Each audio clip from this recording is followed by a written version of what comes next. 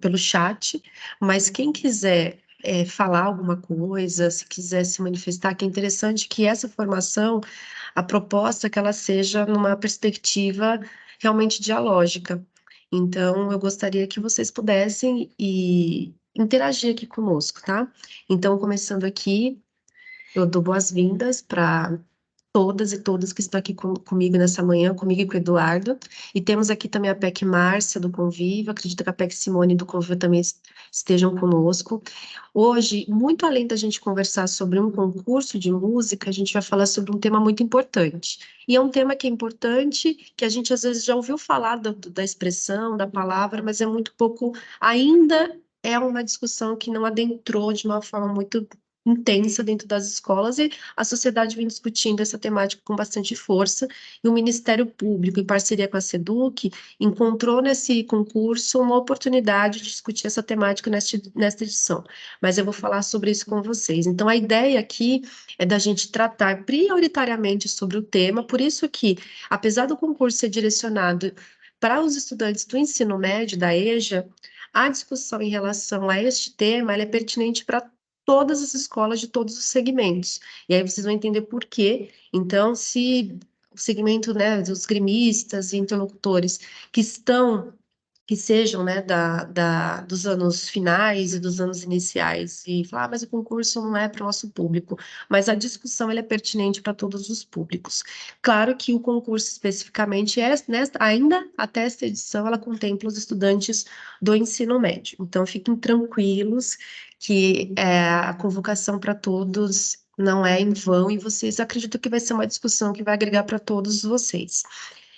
Aqui, o concurso Vozes, né, o concurso de música, a sexta edição, é Vozes pela Igualdade de Gênero, e o tema desse ano é Todo Corpo Tem Voz, Nada Sobre Nós Sem Nós. Aí vocês vão entender o porquê. A gente já vem falando sobre isso, relembrando, pessoal, que essa é uma parceria da SEDUC com o Ministério Público, e a pasta de Diversidade Sexual e de Gênero que concentra, né, que é o ponto focal desses trabalhos, e como sou PEC desta pasta, e a supervisora Angelita é a supervisora, no momento ela não está conosco, mas ela está a par de todo esse processo, por isso que estamos aqui com vocês, e o porquê que os gremistas foram envolvidos. O Ministério Público, desde o início, movimentou para que os estudantes gremistas fizessem parte, fossem realmente protagonistas nesse processo, porque vocês podem ser essas pessoas que vão fortalecer essa discussão na escola junto com a equipe. Isso não é uma demanda só do COE, ou do professor interlocutor, ou só da gestão, ou do corpo docente. Essa é uma demanda de todos e, sobretudo, uma oportunidade dos estudantes promover essa discussão e criar ali uma conexão com os outros para que vocês possam efetivamente se engajar e participar. Então, é nessa perspectiva que os estudantes gremistas, inclusive, houve lives, né, tanto para nós aqui da diretoria, para os PECs, né, mas também teve live para os estudantes gremistas. Se vocês tiverem interesse, eu peço para o Eduardo compartilhar com vocês, que acredito que esteja no repositório. Foi um encontro muito, muito rico com os promotores do Ministério Público que falaram sobre isso. Então, vamos começar aqui, efetivamente, como eu havia dito, o concurso ele é uma parceria da SEDUC, né, dentro do seu Departamento de Modalidades Educacionais e Atendimento Especializado, que é o DEMOD, e a COPED, com o Ministério Público de São Paulo. Os objetivos desse concurso é promover esse debate sobre esse tema que eu fiz um suspense, mas o tema é o capacitismo, fomentar essa discussão na escola para a gente refletir efetivamente sobre o direito das pessoas com deficiência, que versa nessa questão do capacitismo, que eu vou aprofundar com vocês durante o nosso encontro, que esse tema que precisa permear o espaço escolar para que a gente possa efetivamente construir um ambiente escolar inclusivo, que eu acho que é um esforço que todos e todas a gente já faz. Só que muitas vezes a gente precisa de mais subsídios para a gente compreender se esse trabalho de inclusão está sendo efetivamente realizado, que está realmente incluindo todas e todos nas suas diversas singularidades. E dentro desse processo, né, desses objetivos, é conscientizar também os estudantes, os professores, todos os profissionais das escolas sobre a promoção da igualdade entre homens e mulheres. E aqui, Por que que igualdade de gênero eles trouxeram um tema sobre capacitismo que fala sobre pessoas com deficiência? Porque a ideia é de que existe uma estrutura que hierarquiza pessoas através, sobretudo, dos seus corpos. Então, a gente tem a estrutura do machismo dentro de uma sociedade patriarcal que acaba criando hierarquia entre homens e mulheres e que essas hierarquias acabam repercutindo em opressões. E conforme a pessoa vai, uma mulher, ela pode sofrer opressão por uma questão de uma estrutura machista. A gente tem uma mulher negra, aí tem um recorte da questão de gênero e a questão racial por conta do racismo estrutural. E aí outra forma, né, de aprofundar algumas violências, essas hierarquias, as pessoas com deficiência também entram neste grupo de pessoas que sofrem uma série de discriminações sociais, preconceitos, e que no caso de uma mulher com deficiência, esse sistema pode aprofundar as dificuldades para essas mulheres. Então, essa intersecção, né, a gente coloca dessa forma, é o mote desse concurso, é um dos objetivos. A gente também tem aqui outros objetivos, é que a partir dessa discussão, utilizar a linguagem artística para poder debater esse tema. Então, esse concurso é um concurso de uma música, que os estudantes, né, com ali a orientação de um professor, ele vai compor uma música falando sobre esse tema. Então, por isso que um dos objetivos é fomentar uma discussão para que ela seja depois transformada numa produção artística.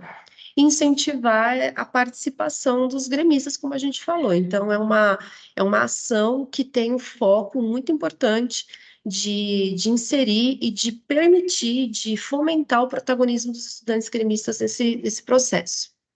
O público-alvo, como a gente falou, do concurso, são os estudantes do ensino médio e da EJA, é, a categoria linguagem musical, então há uma composição de uma letra, de uma música, e aí vocês vão ver durante aí o nosso encontro que eu vou explicar como é que funciona. Claro que tem um regulamento, eu não vou, gente, trabalhar o regulamento com vocês na íntegra, senão fica muito complexo. Eu vou trazer alguns pontos do regulamento, mas a gente já enviou, mas a gente vai reenviar o regulamento para que vocês possam acessá-lo na íntegra e poder se orientar como a parte mais burocrática para poder participar do concurso, mas já de antemão é um concurso que vocês compõem uma música, seja individualmente ou em grupo, e tem um tempo, né, mínimo e máximo dessa composição, pode ter instrumento musical, pode não ter, e aí essa música vocês elegem uma delas dentro da escola e envia para a diretoria que a gente vai fazer uma comissão também, como na escola, para eleger a música que vai ser enviada para a SEDUC, e aí vocês vão ver que lá eu vou falar para não ficar dando spoiler, e o tema, como eu já tinha falado, todo corpo tem voz, nada sobre nós sem nós. E aí, pessoal, vou querer agora a participação de vocês. Se alguém quiser falar, porque assim eu fico com a sensação que eu estou falando aqui, né, um pouco sozinha, e eu adoro conversa, adoro um diálogo, um bom diálogo, né, como boa professora de humanas que sou. Mas se vocês não se sentirem confortáveis de falarem, eu peço para vocês colocarem no chat o que que vocês sabem sobre o capacitismo? Vocês sabem o que é o capacitismo? Se a gente e não pode procurar no Google, gente. Eu confio em vocês. Mas eu gostaria que vocês colocassem aqui no chat para mim, ou se vocês se sentirem confortáveis para falar, levantar a mãozinha aqui no ícone de levantar a mão, para poder falar comigo. Eu gostaria que vocês colocassem aqui no chat o que que vocês sabem sobre o capacitismo. E, e assim, pessoal, não sei se vocês não sabem. Ah, eu já ouvi falar a palavra, mas não sei definir, eu não sei conceituar, não tem problema. Eu peço para vocês colocarem no chat, porque o nosso objetivo é que o que a gente desconhece, o que a gente sabe ainda muito pouco, ou o que a gente vai aprender, acho que é o momento, esse é o momento.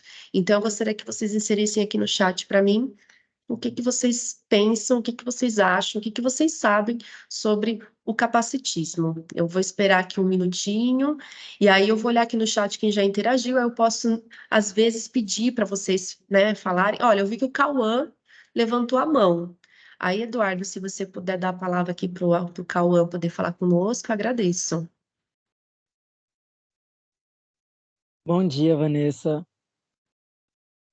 Eu sou o E Cauã, quem também sou quer falar no da chat, escola. também estou esperando aqui, pessoal. Vai ser interessante vocês falarem. Ah, Vanessa, eu não sei. Não tem problema. Coloca, olha, nunca ouvi falar, já ouvi falar da palavra, mas não sei definir. Eu gostaria que vocês aqui participassem. Vamos lá. Capacitismo. Eu estava Eu acho conversando que já esses está dias liberada com. a microfone para o Cauã. Alô? Pode falar, Cauã. Alô? Tá me ouvindo? Parece que o Cauã está falando, mas a gente não consegue ouvir. Alô? Ó, o pessoal aqui da escola Antônio Pereira colocou aqui no chat que seria a discriminação de uma pessoa com um determinado tipo de deficiência. Ótima resposta. Aí, se colocar o nome de quem respondeu, foi um estudante, foi o professor interlocutor. Calma, ainda não te ouço. Parece que você está falando, mas a gente não consegue ouvir. É só eu que não estou ouvindo? Ou todo mundo, ninguém consegue ouvir o Cauã?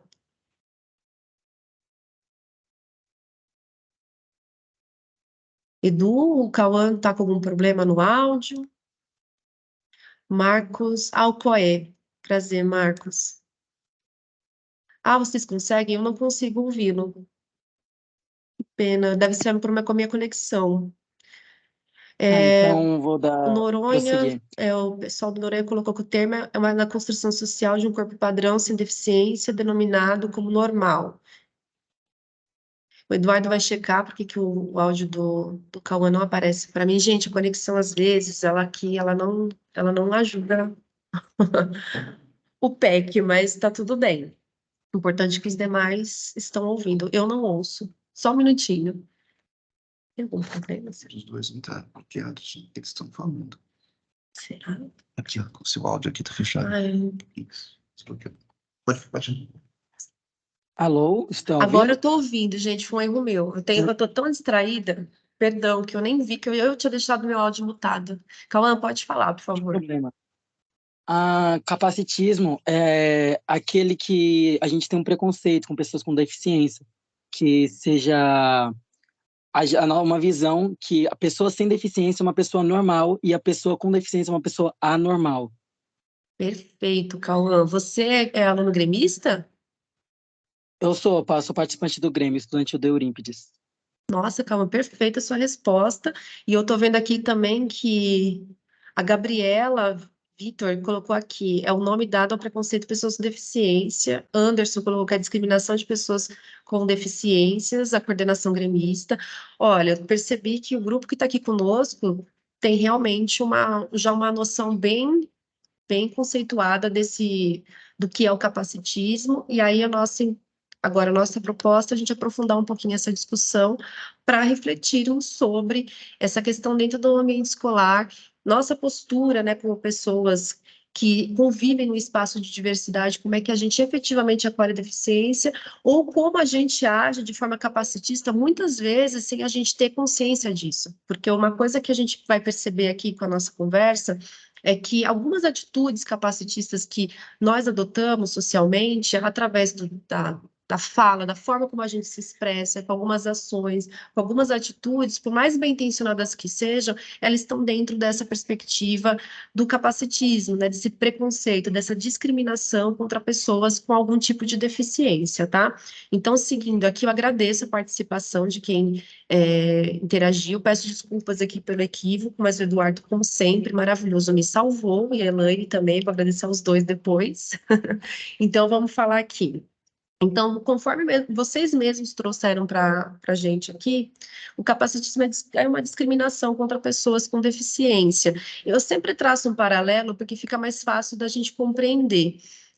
O capacitismo em relação às pessoas com deficiência está equivalente ao machismo em relação às mulheres, o racismo em relação às pessoas negras, porque a ideia central são os corpos, né? A gente está falando ali de corpos que dentro de uma sociedade nós temos corpos que são normatizados como os corpos padrões, como o ideal de beleza, o ideal de estética, o ideal de produtividade. Então, existem corpos que não estão dentro desse ideal, dentro desse padrão, e por conta desse estar fora, estar parte desse padrão, ele é colocado como um corpo inferiorizado.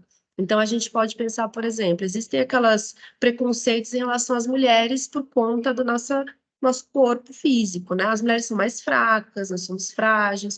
Então, por conta da atribuição de algum ponto dos nossos corpos, os corpos femininos, se constrói hierarquias sociais a partir disso e elas se tornam desigualdades. A pessoa negra, a mesma forma, o corpo negro, ele é colocado com uma série de estigmas sociais por conta de uma sociedade estruturalmente racista. Então, a gente tem uma sociedade racista que coloca os corpos negros em lugar de inferioridade em relação aos corpos brancos. Isso é dentro de um padrão socialmente construído a partir de uma base racista, e que a gente pleiteia e luta contra o machismo, contra o racismo, e essa mesma lógica norteia o capacitismo. Capacitismo é ideia de capacidades, né? Então, quer dizer que os corpos de pessoas com deficiência, por não estarem dentro deste padrão socialmente construído dos corpos saudáveis, dos corpos ideais, dos corpos produtivos, eles são tratados como menos capazes, muitas vezes inferiorizados, infantilizados. Então, é muito frequente as pessoas com deficiência serem tratadas como se elas não fossem tão capazes quanto uma pessoa que não tem alguma deficiência, né? Então, a pessoa que é surda, ela não é tratada de uma forma como se ela fosse tão capaz quanto uma pessoa ouvinte. Então, a gente precisa perceber que dentro das nossas dessa estrutura e dessa percepção dos corpos que não estão dentro desse padrão, a gente acaba, mesmo que sem intenção, a gente acaba limitando as possibilidades dessas pessoas se desenvolverem. Porque a ideia, pessoal, aqui, o problema não é uma pessoa ter uma condição, né, ser uma pessoa com deficiência, é uma condição dela. A questão não é a deficiência em si. É como essa sociedade que tem um padrão, ela não constrói uma sociedade que efetivamente vai acolher e vai dar condições para todos se desenvolverem, cada um nas suas condições. Então, a sociedade, o espaço arquitetônico, a forma como, por exemplo, a gente vai no cinema, o cinema está posto ali para pessoas que enxergam e para pessoas que ouvem. Então, o problema não é a pessoa não ouvir ou a pessoa não, se a pessoa cega ou uma pessoa surda. A questão é a sociedade limitar os espaços e limitar o acesso para essas pessoas. Então, o que a gente tem que rever não é a pessoa com a deficiência se superar, como se ela tivesse que superar algo. A gente tem que pensar que a gente precisa de uma sociedade que efetivamente vai construir espaços, construir possibilidades pedagógicas, possibilidades de fluir da arte, do lazer, do ir e vir, sem colocar obstáculos para que essas pessoas possam fluir de todos esses direitos, que é um direito da pessoa com deficiência, tá? Então, é mais nessa perspectiva, e eu estou vendo aqui o pessoal comentou algumas coisas, eu acho importante a gente interagir, porque eu viro uma conversa, que é a nossa intenção aqui. Aqui, gente, não é uma palestra da minha parte, é uma conversa. Eu já estou gostando aqui. Eu vi que aqui a Cláudia, do Juventina, falou: bom dia, por favor, qual o título para participar do concurso? Qual o título? Aqui eu coloquei, até volto para você o slide, Cláudia, sem nenhum problema. O nome do concurso o concurso é Vozes pela Igualdade de Gênero, só que o tema desta edição é Todo o Corpo Tem Voz, nada sobre nós sem nós. Não sei se eu respondi a sua dúvida, se foi isso, não for, você me pergunta. Alguém do Beatriz Lopes, não sei se foi um estudante ou, no caso, um professor, falou o seguinte: foi uma prática muito usada na Alemanha nazista, quando pessoas portadoras de alguma deficiência eram separadas independentemente de sua raça, executadas por não terem utilidade para o Estado. E a Cláudia perguntou se o material vai ser disponibilidade. Sim, tá? A gente fica tranquilo que tudo isso é para vocês, foi construído para vocês. E pegando aqui o gancho da fala aqui da pessoa que comentou do Beatriz, realmente, historicamente, a gente tem a gente for pesquisar a história das pessoas com deficiência, elas vêm marcadas com uma série de estigmas sociais. Na Idade Média, associado a uma questão demoníaca, né, porque é um contexto muito religioso. E se a gente for pegar esse contexto mais recente, né, da história recente, a deficiência ela foi tratada de uma forma muito complexa. Se a gente for pensar no contexto nazista, porque esses corpos não têm, entre aspas, uma utilidade para aquela sociedade, né, que entendia que o corpo tinha que ser um corpo produtivo, um corpo perfeito, um corpo ideal. Essas pessoas foram as primeiras vítimas, por exemplo, das execuções do nazismo, né? O Holocausto não começou ali no extermínio dos povos judeus. As primeiras pessoas que foram exterminadas na Alemanha nazista foram exatamente pessoas com deficiência, deficiência intelectual, física, porque dentro daquele ideal, daquela sociedade, daquele discurso, daquela ideologia arianista, os corpos com deficiência não eram corpos perfeitos, não eram corpos produtivos. Então a gente precisa refletir o quanto esses preconceitos que geraram extermínio e violências extremas, a gente precisa perceber o quanto atitudes, por mais inocentes que pareçam ser, elas ainda são uma permanência de uma percepção equivocada sobre os corpos com deficiência. Tanto que hoje a gente nem usa até. São expressões que eu, gente, já usei várias vezes e acho que esse estudo, né, que eu tive a oportunidade de fazer e essa conversa que eu estou tendo com vocês nesse momento está me reeducando. E eu sempre digo, é mais difícil, às vezes, desaprender do que aprender. Porque aqui a gente tem uma sociedade estruturalmente capacitista, né? A gente tem o ideal de corpo que até no âmbito da juventude a gente persegue um corpo perfeito no sentido do que a sociedade entende como um corpo perfeito, geralmente um corpo magro, um corpo saudável, um corpo que não envelhece. Então, socialmente a gente busca esse corpo ideal. Então, o corpo com deficiência, ele já está atrás dessa disputa, porque é um corpo, entre aspas, dentro dessa perspectiva, um corpo imperfeito. Então, a gente usa, por exemplo, expressões como portador de deficiência. Essa expressão já não é mais utilizada. A gente fala que é uma pessoa com deficiência. Ela não porta deficiência, que ela é uma condição dela, e que ela não vai superar aquela condição, porque ela não tem por que superá-la. Então, é a gente pensando nisso, para a gente até pensar nessas mudanças de expressão sobre as pessoas com deficiência que a gente usa cotidianamente porque ela é naturalizada. A gente sempre utilizou, a gente escuta, é a mesma coisa, eu sempre faço esse paralelo assim, machismo, racismo, LGBTfobia, muitas atitudes que a gente tem socialmente, de falas preconceituosas, sexistas contra as mulheres, a gente às vezes não percebe que estamos utilizando, que aquilo é uma forma de preconceito e de discriminação contra a mulher. Ou, no caso das pessoas negras, a gente usa expressões que às vezes a gente quer ser elogioso com uma pessoa negra, mas que a gente acaba incorrendo a uma expressão de cunho racista dentro de uma perspectiva de racismo estrutural. Então, é importante que a gente faça essa reflexão, uma autorreflexão, para a gente encontrar o capacitismo nas nossas ações, nos nossos olhares, nas nossas atitudes, para que a gente possa fazer essa transformação e levar essa transformação para o nosso entorno, tá? Eu vi que aqui a Érica colocou assim: ter um olhar para essas pessoas pelas suas potencialidades, exatamente, não pela sua deficiência, porque a ideia do capacitismo, você reduz aquela pessoa à deficiência que ela tem. E ela não é uma pessoa que é se definida só pela deficiência que ela tem. Da mesma forma que eu, como mulher, não posso ser definida só pela minha condição de gênero. Como uma pessoa LGBT não pode ser definida pela orientação sexual, pela identidade de gênero. Nós somos pessoas, somos seres humanos com várias potencialidades. E eu vi que o Geraldo aqui levantou a mão. Geraldo, fique à vontade, que agora o meu áudio está perfeito, graças ao Edu, então você pode falar, fica à vontade.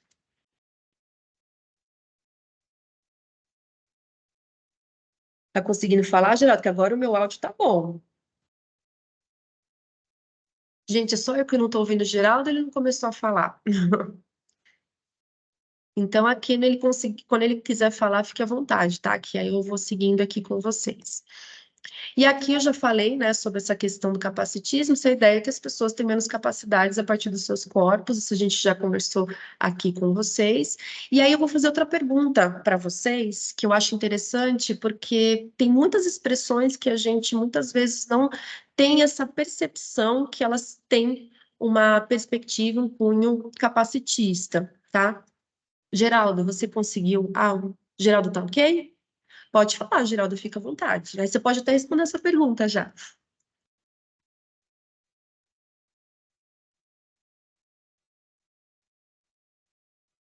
Geraldo, Edu, só eu que não estou ouvindo, que agora o meu áudio está aberto, porque antes, assim, gente, eu tô uma pessoa, assim, eu sou uma pessoa do século passado, literalmente, né? Eu nasci em 86, eu dou umas gafas em tecnologia, mas já me apropriei.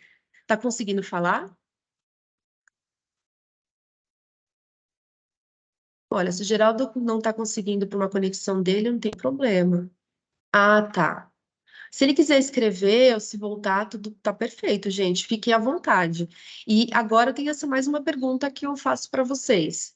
Eu quero saber de vocês se vocês conhecem, se já utilizaram ou já ouviram alguma expressão capacitista. Vocês podem colocar aqui no chat e quem quiser falar, fique à vontade. Eu vi que o Geraldo não está conseguindo, que é um problema no áudio dele, deve ser o microfone, presumo. Mas quem está aí com acesso tranquilo ao microfone ou quiser escrever no chat, eu gostaria que vocês interagissem aqui comigo. Vocês já conhecem alguma expressão capacitista? Já de repente utilizaram ou já ouviu? E não só expressões verbais, mas até atitudes capacitistas. Vocês podem citar? Pode ser no ambiente escolar, pode ser na sociedade como um todo, na mídia, né? Algumas brincadeiras, porque a gente pensa que a brincadeira ela é sempre muito inocente, né? E a gente tem que começar a pensar que a brincadeira nem sempre ela vai ser divertida para todo mundo, né? Ó, a Sami, ai, olha eu dando spoiler aqui, apertei aqui. Ele não tem nenhuma pergunta por enquanto. A mão foi me levantada naquela pergunta, sobre capacitismo, não, sem problemas. Mas e aí, sobre as expressões capacitistas? Alguém tem aqui alguma coisa para dizer? Ah, Vanessa, não me ocorre nada. Eu até dei um spoilerzinho aí, sem querer. Ismael, pode falar, Ismael. Ó, colocar aqui no chat. Ah, você é surdo? É uma expressão, né, capacitista que a gente usa com uma frequência absurda, né? A pessoa não está te ouvindo, aí você virar, você está surdo? É uma expressão que a gente pode colocar como uma expressão, você é retardado. Essa expressão a gente usa com uma frequência bem grande. Segue em tiroteio. Pode falar. Vanessa, algumas das expressões capacitistas são que é que a gente usa normalmente, são fingir demência, estar mal das pernas, você tá cego, tipo, a gente usa sem perceber, sabe? Acaba que faz parte do nosso dia a dia. Você tá cego, dar uma mancada e a mais, tipo, popularzinha é dar uma de João sem braço. Pois é, Ismael, é bem por aí mesmo. Aí o Cauã até colocou, são diversas expressões, eu até tinha dado um spoilerzinho que calhou muito com o que o Ismael colocou. Algumas expressões que a gente pode colocar aqui é fingir demência, né? Ai, olha, não quer dizer que eu não percebi. Ah, fingir demência. Ah, não ter braço para fazer alguma coisa, ou não ter pernas. Ah, eu não tenho pernas para fazer cumprir essa demanda. Ah, você está cego?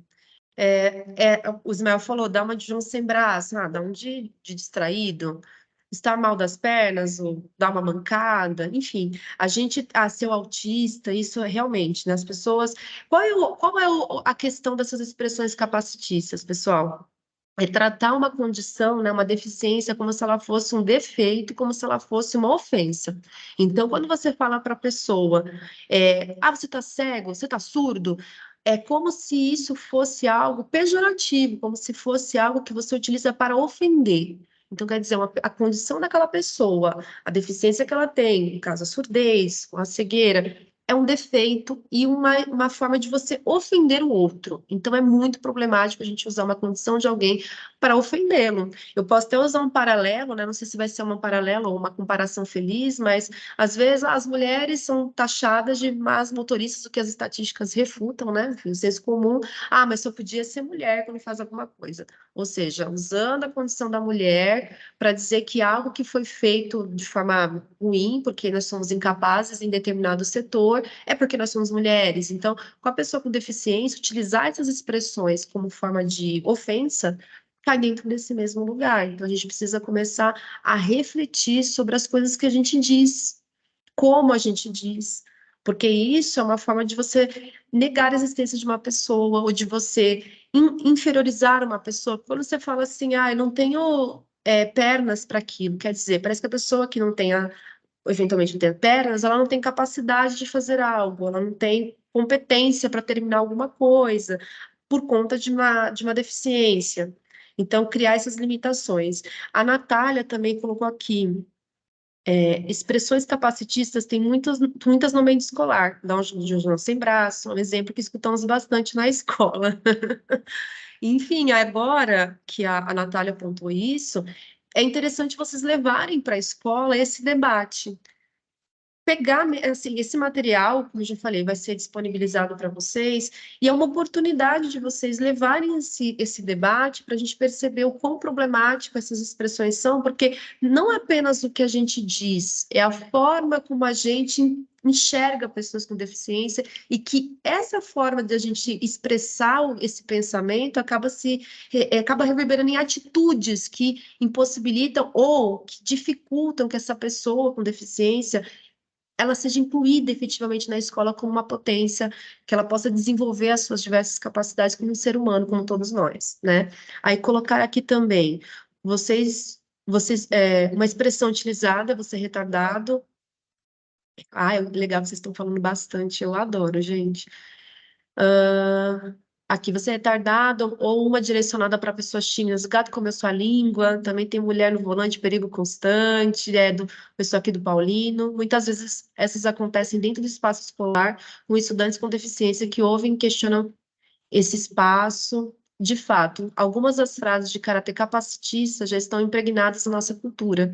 Isso é muito difícil de mudar, todavia, pior que isso é o descaso real, desprezo, a ausência de empatia com as pessoas que são portadoras de necessidades especiais, e isso tem se mostrado com muita evidência.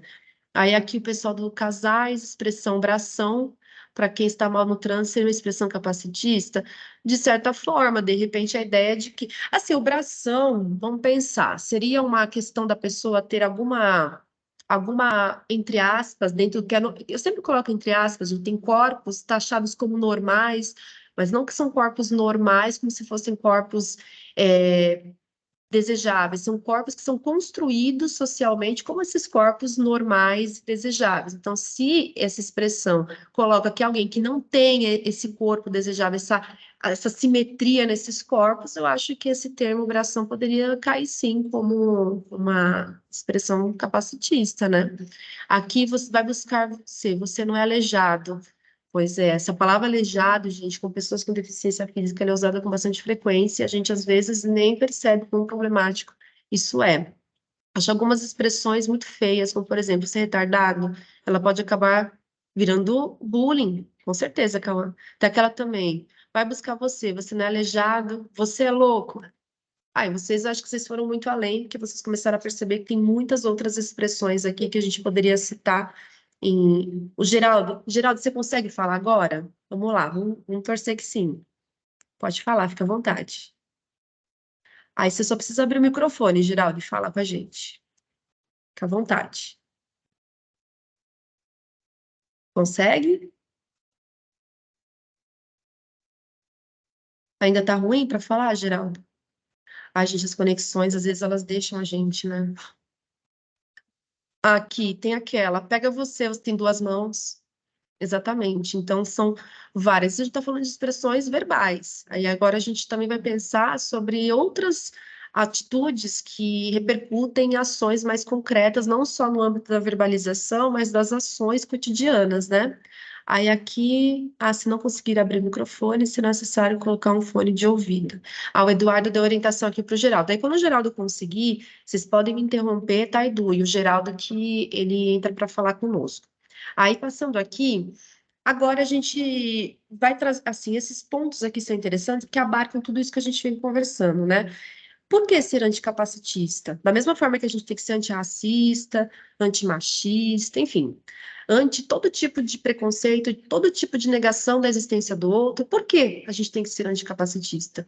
Aqui, a gente coloca aqui em primeiro lugar para a gente não responsabilizar a pessoa com deficiência pela condição, esperando aqueles atos, né, de superação, idealizando a pessoa com deficiência como se ela fosse um ser especial, né? Enfim, mesmo que seja bem intencionada, ela desumaniza essas pessoas, né? Aquela coisa, né? A pessoa, ela é uma pessoa com deficiência física e ela conseguiu se desenvolver em vários âmbitos no campo da carreira, da academia, da universidade, e as pessoas parabenizam elas como se ela fosse um super-herói. Nossa, que incrível você! Imagina, eu ando, não consigo fazer o que você faz.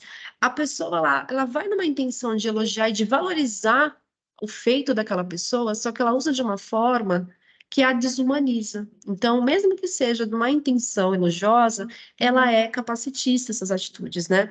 A Karen colocou aqui, acho que falta empatia por parte dos alunos, porque quando nos colocamos no lugar do outro, tornamos o mundo um lugar melhor. E aí, Karen, infelizmente, não são só os estudantes, né? Mas nós adultos também, muitas vezes, a gente tem uma certa dificuldade de nos colocarmos no lugar dos outros, só que eu acho que quando a gente tem esses momentos de diálogo e de reflexão sobre um determinado tema, sobre temas de extrema importância como esse, é uma oportunidade da gente começar a desenvolver essa empatia, e acho que uma coisa que ajuda muito a gente a desenvolver essa empatia é a gente, na convivência com pessoas com deficiência, como a gente convive com mulheres, como a gente convive com pessoas pretas, como a gente convive com pessoas da comunidade LGBT, é a gente se dar a oportunidade de nos relacionarmos com essas pessoas, de conversar, de efetivamente conviver, ouvir, criar essa comunicação, esse diálogo, porque como é que a gente vai ter uma compreensão do outro se a gente não conhece esse outro, se a gente não convive com esse outro, se a gente não se relaciona com o outro? Porque o outro, quando a gente tem um outro que a gente não conhece, nossa tendência é a gente ter determinados conceitos em relação àquele outro. Então, a gente que, de repente, a gente não convive, não conversa, não se relaciona ali na escola, tem aquele estudante com deficiência, as pessoas, às vezes, acabam isolando ou achando que não vai conseguir se comunicar. Será que se a gente abrisse esse canal de convivência efetivamente, sem essa postura, mesmo que inconsciente ou involuntária, de segregar, será que a gente não poderia conhecer essa pessoa, entender como é que ela pensa, como ela sente, perceber que ela é uma pessoa como eu, como vocês, que tem sonhos, que tem desejos, que ama, que sente dor, que vai conseguir fazer muitas coisas na vida e que a gente tem que pleitear, portanto, né, que o poder público, né, a gente pensar em políticas públicas para que todos os espaços estejam adequados para todos nós. Todos nós temos as nossas condições. E a gente precisa essa questão de igualdade, nós não somos iguais, nós somos desiguais. A questão é que essa desigualdade não pode se tornar, e essa diferença não pode se tornar uma desigualdade que gera uma hierarquia, que gera uma situação de negligência ou de opressão, né? Ah, aqui fala, eu vejo muito isso em pessoas com síndrome de Down, quando a sociedade infantiliza eles e tratam para sempre como crianças, como se não fossem capazes de tomar suas decisões e serem independentes. Tiffany, perfeito. Acho que outro ponto aqui que a gente precisa conversar é essa infantilização da pessoa com deficiência, pessoas com algum transtorno, no caso, a gente está falando aqui, tanto pessoas com deficiência física, ou no caso de uma pessoa com Down, ou com algum tipo de transtorno, a ideia de tratar essa pessoa como se ela fosse uma eterna criança, né? As crianças são sujeitos de direitos, mas a nossa relação com a criança ainda ela não é igual, porque é uma pessoa em formação, então você trata a criança respeitando aquela fase, e tem muito aquela questão do cuidado, do proteger, do guiar a criança, orientar. Então, a gente fazer isso com uma pessoa adulta, porque ela está numa condição de deficiente, é muito complexo, porque é uma pessoa adulta e a gente precisa tratá-la conforme ela é, a fase que ela está, né? Aí aqui também falou, assim, também com as pessoas com autismo, realmente, né? Quando a gente tem estudantes ou pessoas com esses transtornos, a tendência é tratá-los de uma forma infantilizada. E aqui, outro ponto é para não fortalecer a ideia que as pessoas com deficiência precisam ser curadas para ter um corpo padrão. Não, gente, ela não precisa ser curada, ela não precisa ser curada. É uma doença, né? É uma condição. Então a gente precisa, né, refletir, não, você vai superar isso, né? Superar? Por que superar? Para lutar contra a acentuação da ideia de hierarquização das condições humanas, pelo viés produtivo. A gente vive numa sociedade capitalista que valoriza a alta performance em produtividade. Então, corpos, né, as pessoas com deficiência são tratadas como corpos que não são produtivos. Então, entre aspas, incapacidade de ser produtivo, ela fomenta essa cultura capacitista, né? Aí o Cauã falou assim, o desenvolvimento com pessoas com Down, autismo pode ajudá-las a se desenvolver para o mundo em geral. É isso que a gente está colocando aqui, pessoal. A gente, por exemplo, nós somos aqui a escola, estamos falando de escola. Então, como a escola pode contribuir para que todas e todos possam desenvolver as suas potencialidades, que todos nós temos as nossas potencialidades, as nossas potências, e como desenvolvê-las sem colocar uma deficiência como um limite para que isso aconteça, né? Aí aqui também diz que a gente precisa ser anticapacitista para a gente não permitir que o Estado e a sociedade ela se exima de elaborar políticas públicas, né, que permitam que eles possam entrar no mundo, né, com a sua singularidade, com a sua potencialidade. Então a gente precisa sim cobrar políticas públicas para que torne os lugares efetivamente acessíveis e inclusivos, porque não é só um esforço individual, é um esforço coletivo para que essas pessoas tenham seus espaços, né, os espaços que eles frequentam, adaptados para suas necessidades, porque todos nós temos as nossas necessidades. E, por exemplo, eu sou uma mulher cis. Aí, gente, isso é uma discussão que a gente pode ter em outro momento. Eu sou uma mulher cis, ou seja, quando eu nasci, a partir do meu corpo físico, né, da genitália, me atribuíram um gênero feminino, e a performance do feminino que a sociedade que eu vivo tem, eu me identifico. Então, eu me identifico como uma mulher cis. Então, eu sou uma mulher cis que eu me identifico com essa performance de gênero feminino da sociedade que eu vivo. Na sociedade que eu vivo, como uma sociedade cis heteronormativa, ou seja, a norma, o normal, entre aspas, é ser uma pessoa cis, eu vou numa estação de trem, tem banheiro para mim. Tem banheiro masculino, banheiro feminino. Então, banheiro feminino para mim, que sou mulher cis, e o banheiro masculino para os homens cis.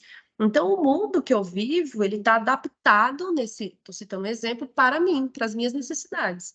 Então, a gente tem que começar a pensar que existem corpos e possibilidades de existir que são diferentes.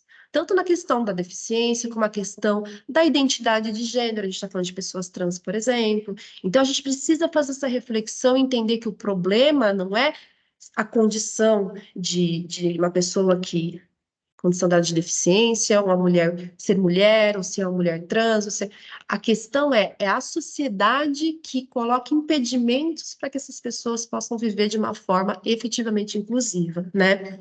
Aí colocar aqui também, bem interessante, do Paulino. Também acontece bastante de destruirmos, desrespeitarmos ou atrapalharmos algumas coisas que ajudam pessoas com deficiência a viverem em sociedade de independência. Por exemplo, quando andamos naquelas faixas amarelas que ajudam pessoas com deficiência visual a se locomoverem, perfeito.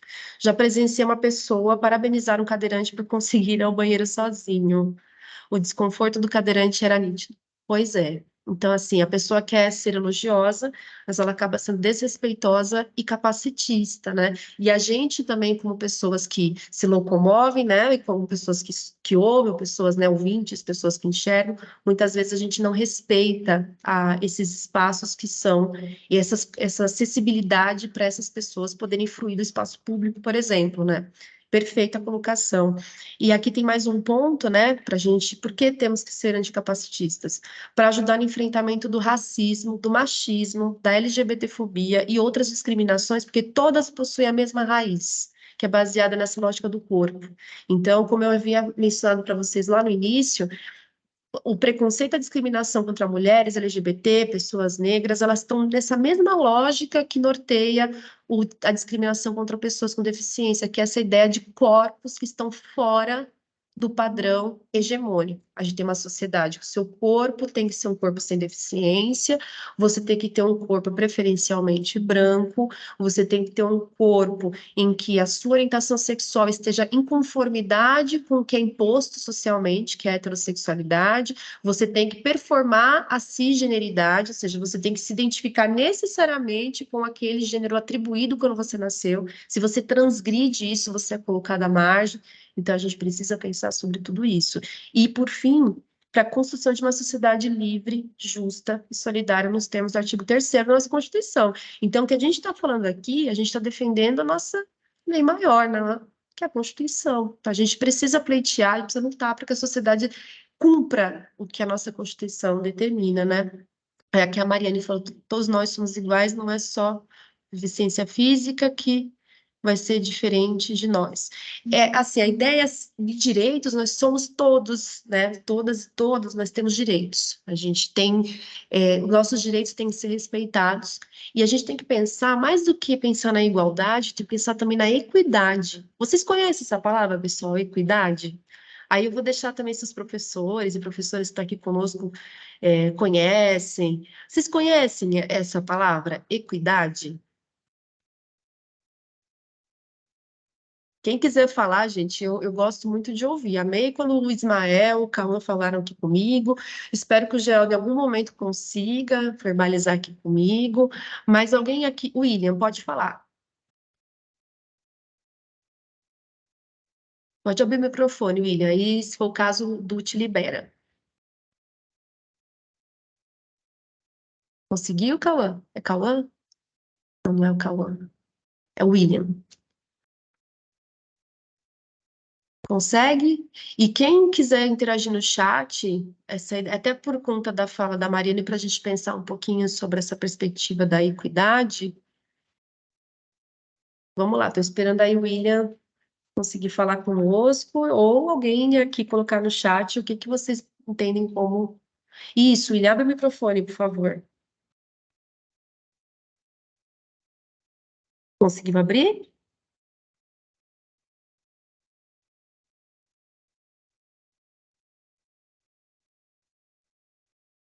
Não está conseguindo, William?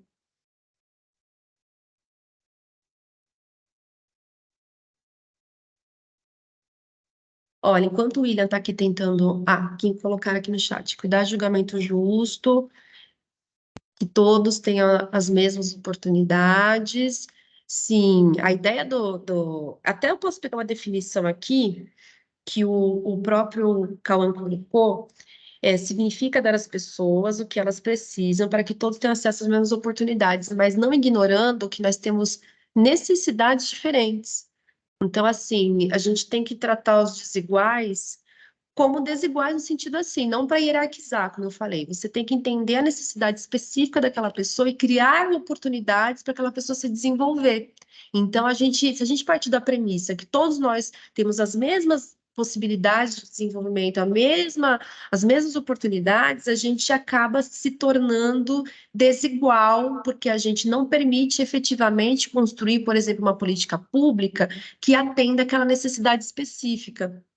Entende? Então, assim, quando a gente fala, por exemplo, quando fala do sistema de cotas, por exemplo, o sistema de cotas, ninguém está dizendo que as pessoas negras elas não sejam capazes de prestar um vestibular, ou sejam inteligentes o suficiente para pleitear uma vaga na universidade. Só que parte do pressuposto que, historicamente, esta população, por conta de todo um histórico que remonta não só à escravização de pessoas, mas após, né, a abolição da escravização, né, acabou a escravidão, não tiveram políticas públicas de inserção efetiva dessa população ex-escravizada na sociedade, o que acabou impactando, né, o desenvolvimento das próximas gerações e ainda mantém a população negra ainda numa situação desfavorável socialmente. Então, você cria ações afirmativas para que essas pessoas que foram historicamente desfavorecidas, elas tenham condições de acessar determinados lugares, para aí sim elas ocuparem esse espaço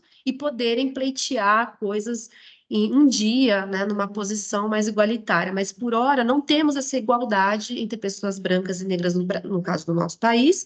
Então a gente precisa construir políticas específicas para essas pessoas, não porque elas são incapazes ou inferiores, mas porque o histórico que a gente tem nos mostra que elas tiveram obstáculos estruturais para se desenvolverem, e a gente precisa criar políticas específicas para que elas possam ter condições de se desenvolver. Eu não sei se ficou claro, evidente aí para vocês essa minha explicação, mas é nessa perspectiva que a gente pode pensar também essa questão das pessoas com deficiência. Aí, seguindo aqui, se alguém quiser falar, Jó, eu adoro as intervenções de vocês. Olha, o Cauã e Ismael, eu fico encantado com a fala de vocês. E aqui a gente vai falar um pouquinho sobre a questão da. Aí é o ponto, né? A mulher com deficiência, ela é uma mulher.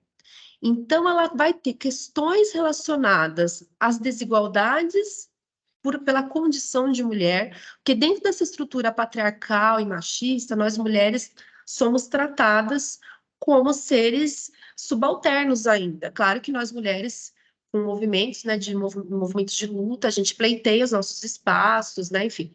Só que ainda a gente sofre com um machismo estrutural que coloca as mulheres nas estatísticas muito, muito tristes, né, de violência doméstica, de feminicídio e tudo mais. Então, a ideia, esses estereótipos de nós mulheres sermos passivas, frágeis, dependentes, nos colocam num lugar de subalternidade, né? Vamos pensar assim. E aí, se a gente pegar a deficiência, né? As pessoas com deficiência também são vistas de forma similar, como frágeis, como de repente menos capazes. Aí vocês pensam, imagina ser mulher e uma mulher com deficiência. Então, isso amplia as desigualdades em relação a essas mulheres. Inclusive até na ideia de ser mãe, né? De repente falar a mulher dentro da sociedade ainda, a ideia de que as mulheres tenham um dos destinos naturais das mulheres é a maternidade. Só que para a mulher com deficiência entende, não, mas elas não são capazes nem de criar os próprios filhos.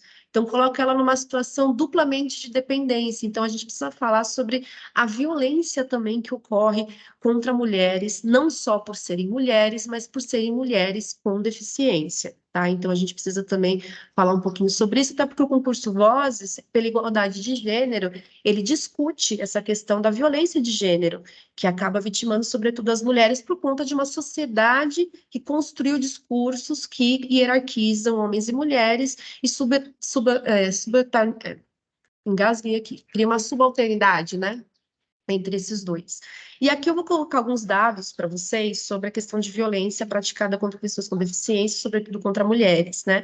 Então, aqui a cada hora um caso de violência contra pessoa com deficiência registrado no Brasil, né? Maioria ocorre em casa e com mulheres, então a gente percebe que a violência de gênero ela é forte no sentido de. E a gente pensa assim: a mulher é socialmente tendenciada a ficar no espaço, adentrar o espaço doméstico, mas a maior parte das violências praticadas contra mulheres ocorrem no espaço doméstico, a gente pensa, né, que é um espaço que não é seguro para as mulheres, né, o espaço público não é, ainda no campo do discurso hegemônico, o espaço público não é para as mulheres, o espaço doméstico, que em tese é um espaço restrito para as mulheres, não é um espaço seguro para ser mulher, então é uma discussão que a gente pode também tratar na escola, a questão do machismo, só que a gente entra na questão com a deficiência. Então, aqui temos dados que falam que 86% das pessoas com deficiência que sofreram violência sexual em 2020, elas eram mulheres, e 54% delas eram negras. Então, vocês percebem que há uma intersecção da questão de gênero, a condição da deficiência e também a questão de raça. Então, essas mulheres negras que têm alguma deficiência, elas estão mais suscetíveis, neste caso, a sofrer uma violência sexual, tá? Então, é um tema que a gente precisa pensar e refletir, entender, né, o quanto isso é problemático. E aqui, pessoal, eu trouxe para vocês de uma forma muito sintetizada, mas para a gente pensar aqui. A gente tem tipos de violência que a própria Lei Maria da Penha preconiza, né? Porque a gente tem muito aquela ideia que violência é a violência física, ou no máximo a violência verbal, mas a gente tem tipos de violência que a própria Lei Maria da Penha, ela descreve para a gente que é violência, né? Aqui no caso, violência contra a mulher, e a gente traz aqui para vocês as violências específicas dentro de cada uma delas contra mulheres com deficiência. Até assim, como eu já coloquei aqui um slide que tem a violência física e a violência psicológica, vocês conhecem outras formas de violência que, por exemplo, a Lei Maria da Penha, ela preconiza para a gente? Vocês querem colocar aqui no chat ou querem falar? Que é interessante para eu entender aqui o quanto vocês conhecem, né, sobre as diversas formas de violência que estão ali postas, né, na legislação e que a gente não pode mais naturalizar. Porque a ideia, violência física, não, a pessoa te agrediu, né? Porque aqui está posto que violência física é qualquer ação intencional que causa um dano para o corpo da pessoa. Então, aqui até tem casos que não só com mulheres com deficiência, mas para mulheres que não têm. A Mariane colocou aqui a violência patrimonial. Violência patrimonial é uma violência. Tem a violência, assim, uma violência estrutural. Aí, no caso da violência contra a mulher, a Mariane colocou aqui a violência patrimonial. Eu coloquei aqui para vocês a violência física e tem a violência psicológica. E tem outras violências. Quem é que levantou a mão? Violência sexual, que o Cauã colocou. Eu não tô vendo do quem levantou a mão, mas se quiser falar, fica à vontade. Quem é que quer falar? Violência moral. Exata. O Cauã vai conseguir aplicar isso com uma facilidade incrível na escola. Porque ele realmente aqui foi bastante assertivo aqui, né? A gente tem uma violência estrutural, né? Somente o William, mas ele está sem áudio. Que pena, William, eu queria tanto te ouvir, mas olha, se em algum momento você conseguir falar, eu vou adorar te ouvir. Se não conseguir, pode escrever no chat como o Cauã está fazendo. Quer falar, Cauã? Pode falar. Eu Cauã, só gostaria abrir de seu falar microfone. só, para não ficar só digitando no chat, também gosto de falar. A Isso. violência moral em si é aquela violência que desmoraliza a pessoa, que faz ela ser, como se tratada a ser um ninguém. A violência sexual também, como abusos, assédios. A violência virtual, que é aquela que fica a pessoa perseguindo ela virtualmente, como no Instagram, nas redes sociais, no WhatsApp, mexendo na cabeça da pessoa. Falando, vou estar atrás de você, eu estou mandando mensagem, até a pessoa ficar realmente com muito medo da pessoa. Esses são os tipos de violências que tem bem da violência patrimonial, que é a violência que é quando a pessoa controla o dinheiro da mulher, e entre outros. Perfeito, Cauã. Olha, você é incrível. Você foi pegando alguns pontos importantes dessas violências que a gente vai aprofundar um pouco mais. Agradeço a sua participação e eu vi que tem a Karen, pediu a palavra também. Eu que Pode falar, agradeço. Karen. Pode falar, Karen, fica à vontade. Só abre o microfone. Obrigada, viu, Cauã? Conseguiu, Karen, abrir o microfone? Eu sei, olha, eu já fui pega nessa situação de não ouvir ninguém porque eu sou distraída com o microfone, mas eu acho que você é mais atenta do que eu. Olha, se a Karen não conseguir falar agora, em qualquer momento, Karen, você pode me interromper se você conseguir a conexão para falar, tá? Vamos seguir aqui.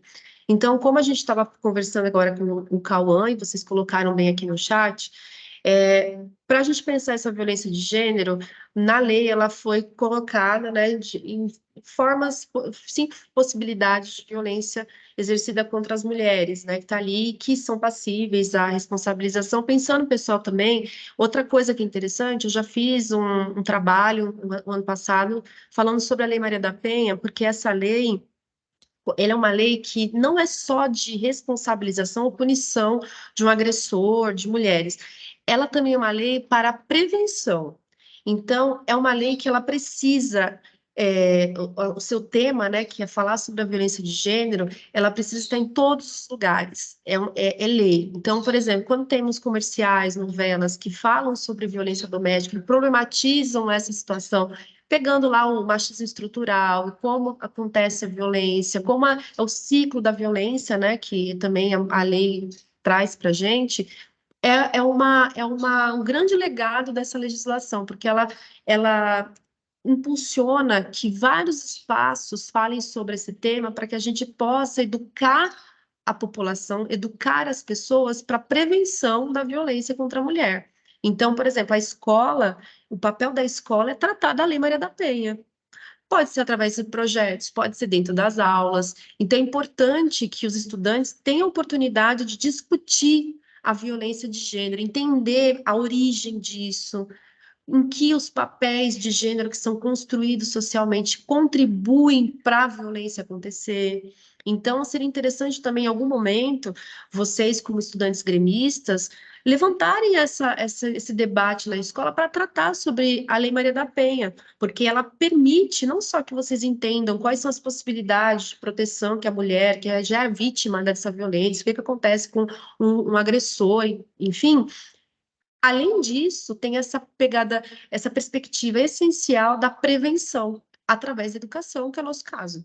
Então, levar esse debate para não naturalizar determinadas condutas, por exemplo, quando tem aqui essa violência psicológica, né? Porque a física, sacudir, rasgar, arrancar roupa, aí no caso das mulheres, né, com deficiência, privar ela do animal assistente, no caso, né, das mulheres cegas, retenção de medicação, de aparelho de mobilidade, tudo isso está posto como uma violência física porque ela agride aquele corpo e não permite que aquele corpo possa se deslocar. Enfim, aqui é bem específico, mas a gente pode pensar de uma forma abrangente. Aí aqui a violência psicológica, qualquer ação que cause dano emocional, diminuição da autoestima, prejudique o pleno desenvolvimento e autodeterminação. Aqui fala humilhação, desvalorização.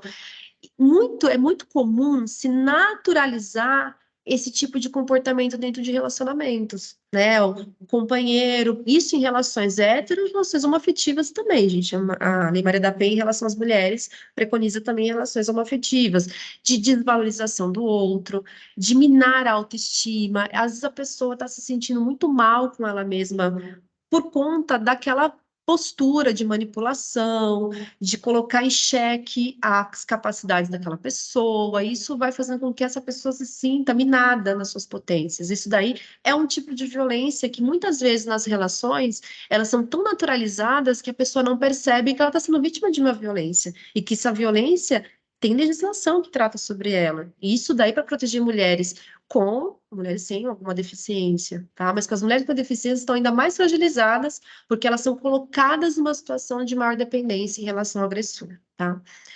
Aí aqui a gente está falando também que o Cauã mencionou a violência sexual, que é qualquer ação que obrigue a presenciar, manter ou participar de alguma relação sexual não desejada por meio de uso de força física, ameaça, chantagem, suborno ou manipulação.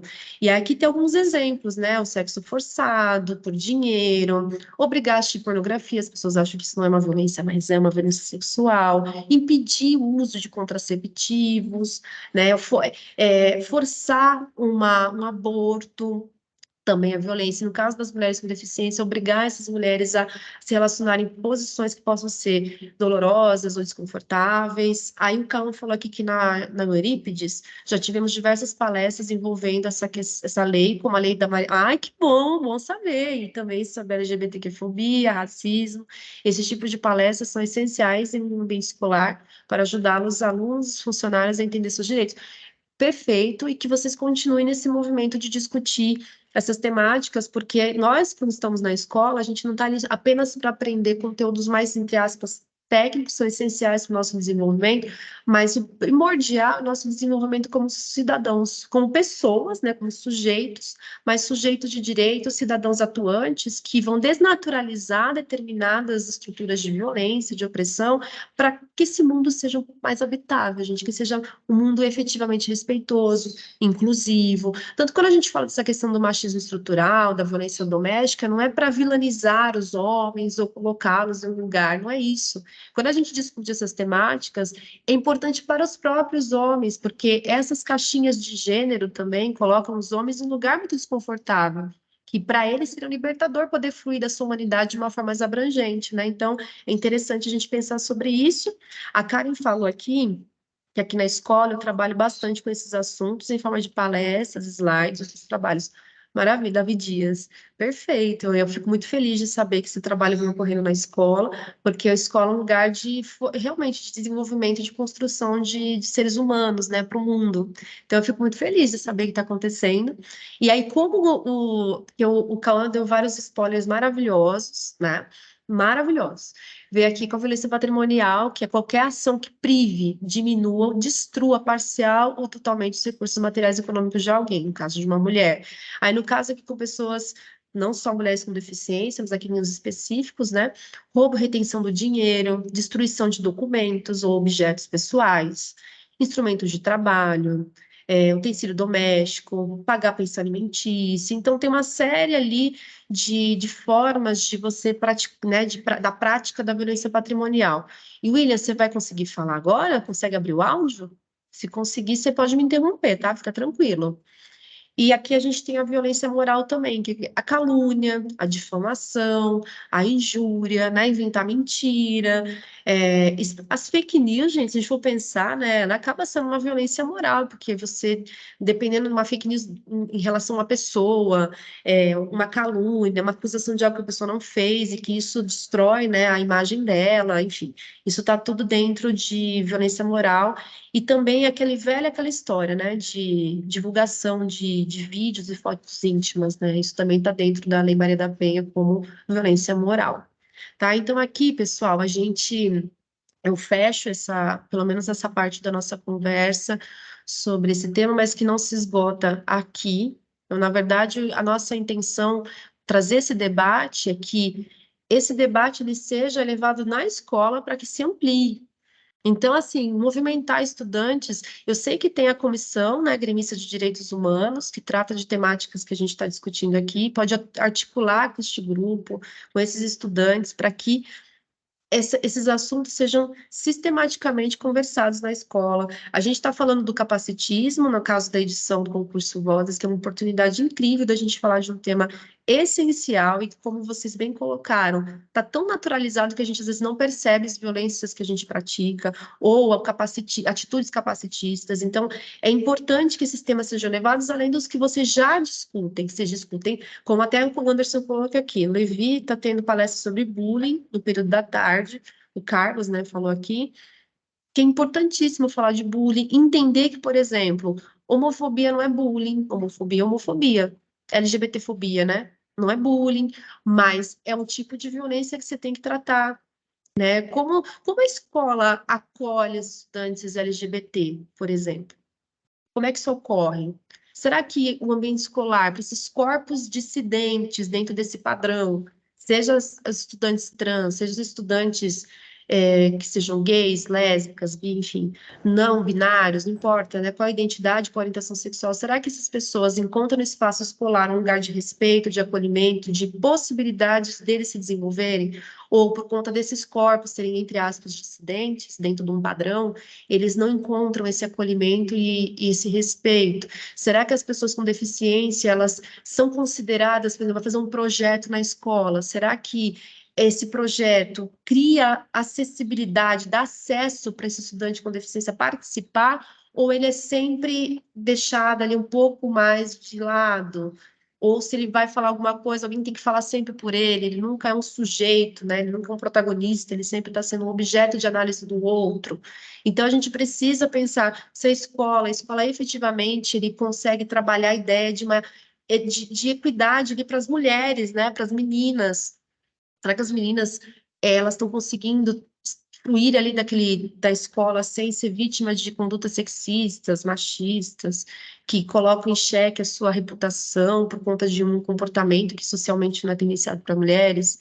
Será que lá na escola está tendo uma discussão realmente, assim, está trabalhando dentro do currículo a cultura africana, afro-brasileira, para a gente poder trazer história da população negra no Brasil de uma forma valorosa, porque a história da população negra no Brasil não se restringe a um histórico de escravidão. É uma história de muita potência, de muitas contribuições para o desenvolvimento não só cultural, mas econômico, político brasileiro. Então, assim, a gente precisa entrar nesse debate com muita força e com muita energia, porque é importante, né, a gente falar sobre isso. E aqui o pessoal da Rosana, no Mário Lopes, fizemos palestra sobre assédio no período da manhã. Importantíssimo falar sobre assédio, porque eu pelo menos, gente, eu tenho os meus bons 37 anos, né? Eu sou dos anos 80, né? Eu nasci nos anos 80, então eu sou do século passado.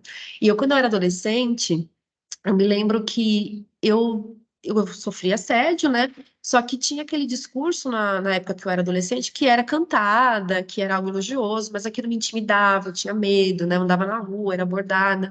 Quanto mais jovem, né? Infelizmente, mais suscetível a gente fica a esse tipo de abordagem. Mas se tratava esse tema como se fosse algo que a mulher tivesse que desejar, né? E isso empoderava muitos homens a achar que ele tinha que agir dessa forma com as mulheres, né? Se eu estou falando de um assédio em via pública, não estou nem entrando nos outros assédios, né? Tocar o corpo das mulheres, ou justificar algumas condutas invasivas pelo comportamento da mulher, né? Como se a vítima fosse culpada pelo comportamento da pessoa que a invadiu, porque nada justifica alguém acessar os nossos corpos sem nosso consentimento. A ideia do consentimento, gente, assim, é essencial que se fale na escola sobre consentimento, sobre respeito ao espaço, ao corpo do outro, o corpo das mulheres, não o corpo público. Então, acho que são temas que estão todos entrelaçados e que vocês aí, estou vendo que já estão fazendo. E eu estou vendo aqui também que colocou aqui, o do Argel, temos também a violência obstétrica. Conheço muitas mães que ficaram. Sim, gente, a violência obstétrica. E se vocês pegarem dados estatísticos, é muito forte a violência obstétrica contra mulheres pretas. Então, a gente ainda tem digamos que a gente tem uma permanência histórica de uma ideia racista, muito atrelada a tantos, né, nossos vários séculos aí de escravização e de visão muito preconceituosa, racista dos corpos negros. Então, a violência obstétrica, ela é brutal, né? O corpo da mulher é violentado no momento em que ela precisa de mais acolhimento, de respeito, que é o momento que ela está ali, né, dar à luz. Aí aqui a Mariane fala que lá no Argel teve sobre racismo, homofobia e sobre bullying também. Perfeito, parabéns. E quando tiver, gente, vocês podem me convidar, pelo menos assim, se eu não puder ir, eu gosto de ver fotos, eu sou da pasta de diversidade, de racismo aqui, né, da relação étnico-racial e da diversidade sexual e de gênero, então eu adoro saber que esses projetos estão acontecendo e gosto de receber para poder prestigiar, inclusive eu às vezes encaminho para os órgãos centrais, para eles verem o trabalho fantástico que vocês estão fazendo, que além de ter uma amostra concreta, eu acho que mais importante do que ter um cartaz, uma amostra que é importante, é o debate, né, que vocês estão proporcionando sobre os temas. Aqui, o Cauã falou de Eurípides, no Eurípides também existem coletivos criados pelos próprios alunos e professores sobre diferentes temas, como o coletivo Elas por Elas, falando sobre feminismo, assédio fora e dentro das escolas, tem o coletivo LGBTQIA+, em que fizemos uma formação para ensinar as siglas e contexto histórico para professores e alunos, e já tínhamos a ideia de um coletivo sobre capacitismo. Olha, parabéns. Parabéns pela essa iniciativa de vocês. O que vocês precisarem do meu apoio, eu apoio, eu oriento. Eu tenho um monte de material que vocês iam curtir, que é interessante, que pode enriquecer ainda mais um trabalho que já é muito rico que vocês estão fazendo.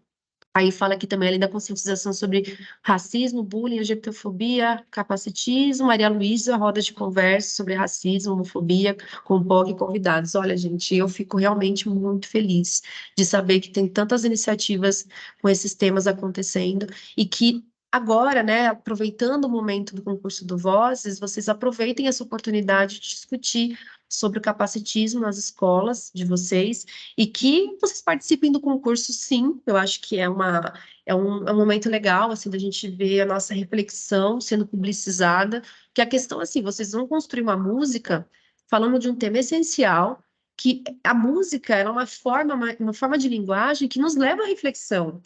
Quem nunca ouviu uma música do Racionais, do Criolo, ou tantos outros artistas que eles fazem a gente pensar através da expressão artística deles, que é a música, tanto a letra quanto a própria melodia. Então, é essa oportunidade que a gente tem de levar a nossa voz, né? A gente poder usar esse espaço para a gente conversar com as pessoas e levar reflexões para essas pessoas.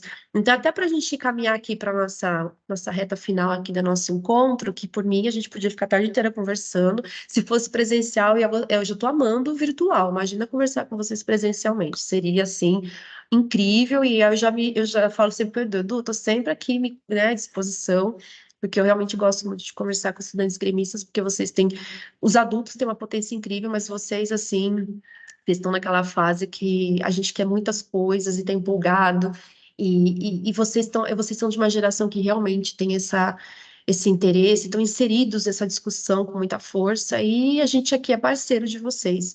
E aí, para a gente falar um pouco, assim, agora do concurso, tem algumas coisas mais específicas, mas eu não peguei muito pesado na parte de regulamento, porque eu vou, com o material, o regulamento vai na íntegra para vocês, com todos os detalhes, para que vocês possam, para quem for fazer as músicas, né, fazer todo o procedimento corretamente para que a gente possa selecionar a música da escola de vocês e enviar para a Seduc para todo o processo que vão ser 2 músicas, né, que vão ganhar aí o concurso, que é um júri técnico, outro vai ser um júri popular. Então são 2 músicas dessa edição que vão ser contempladas no concurso, vão poder gravar essa música no estúdio, enfim, tem uma premiação, é bem interessante. Mas eu acho que mais ainda do que participar para concorrer a algo e ganhar, vocês poderem discutir e levar a voz de vocês com esta reflexão para fora dos muros da escola.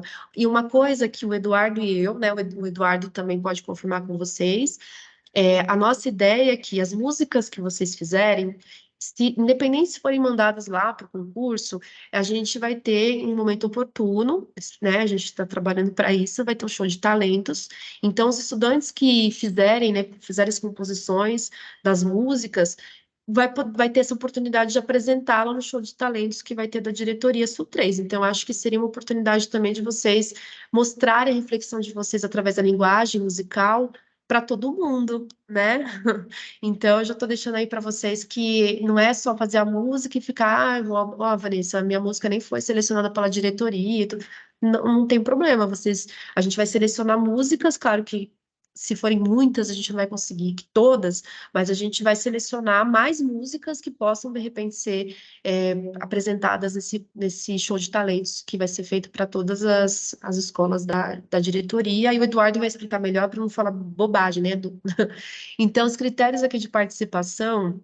A escola, ela, né, mediante a adesão da escola, o estudante poderá participar individualmente ou em grupo. Então, vocês podem fazer a música tanto individualmente quanto em grupo. Só que se vocês fizerem em grupo, é obrigatória a participação de pelo menos um participante do gênero feminino, um ou uma participante quilombola, que a gente não tem, ou se tiver, um preto ou preta, pardo, parda, indígena, pessoa com deficiência ou um imigrante. Então, eu fico pensando o seguinte, não só nesse contexto do tema Seu Capacitismo, mas para outras edições do VOZ, é interessante que estudantes com deficiência participem ativamente, né? Que eles possam efetivamente participar da banda, se for um grupo musical, né? E os estudantes deverão escolher um professor ou uma professora que acompanhará e orientará todo esse processo. Então, vocês podem escolher aquele professor que tenha mais facilidade para poder orientá-los. Tem uma escola que acho que é o Levi, eu já vou expor a pessoa. Acho que eu não lembro, acho que o professor é Diogo, se eu não me engano, professor de história, que ele tem um trabalho bem legal com os estudantes de música. Então, ele pode ser, não que eu estou jogando essa responsabilidade para o professor, mas, por exemplo, ele é um professor que pode ser esse orientador, porque ele já tem toda essa facilidade, né, esse trabalho que ele já faz com os estudantes na escola. Então, ele pode ser esse professor orientador para ajudar na composição, né, os estudantes comporem a letra, para construir a música. Então, é interessante que tenha um professor ali participando com vocês. Apresentação, né? Os estudantes deverão apresentar a composição musical, a letra e a música, versando sobre o tema. Então, a gente não pode fugir da temática, do todo o corpo tem voz, nada sobre nós sem nós. Então, é por isso, pessoal, que a gente pensa de ter tem que ter a participação, eu penso, né, pensando no tema do capacitismo, é interessante, se a gente está falando que o tema do concurso é todo o corpo tem voz, todos os corpos têm voz, então os corpos com deficiência têm voz, nada sobre nós sem nós. Então, seria interessante acho que seria até justo pô, a pessoa com deficiência fazer parte, de falar por ele, né? Não alguém falando por ele. Claro que se esse estudante quiser. Aí aqui fala, Lucas, pode ser um coral? Aqui no regulamento, eles falam que tem que ter no máximo cinco pessoas no grupo. Então, eu acredito que dependendo do tamanho do coral, teria que limitar, acho que a 5 pessoas, porque tem essa regra de restringir o número de pessoas. Eu não sei se isso seria viável para vocês, mas fazendo uma letra pertinente ao tema, com a música, e no máximo essas 5 pessoas, tendo dentro desse grupo dessas pessoas que eu mencionei, eu acho que não teria problema, mas não poderia ser um coral com muitas pessoas, eu acredito, tá? Mas aí vocês podem ler o regulamento para vocês verem se eu fiz uma interpretação também. Eu acho que a minha interpretação não está incorreta, mas o regulamento vai na íntegra para vocês poderem olhar, mas eu entendo que eles se restringem a esse número de pessoas, tá? Que participem ativamente do vídeo, evidentemente.